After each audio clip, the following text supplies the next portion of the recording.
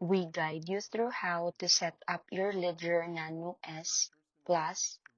So the first thing you need to do is to unbox your Ledger Nano S Plus and connect it to your computer using the included USB cable. Next, visit the official Ledger website and download Ledger Live app for your operation system. Then install and open it. Choose Set up a new device, then follow the on-screen instructions. Once your Ledger Nano S Plus, press both buttons to begin. Create new PIN code using the device buttons and confirm it.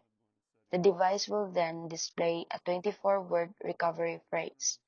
Carefully write each word down in the exact order on the recovery sheets provided, and never save it digitally or share it with anyone, as this phrase is the only way to recover your wallet if the device is lost or damaged. After confirming your recovery phrase or the device, Ledger Live will verify that your setup is complete. You can then install the cryptocurrency app you need, such as Bitcoin or Ethereum, directly from my Ledger section in Ledger Live.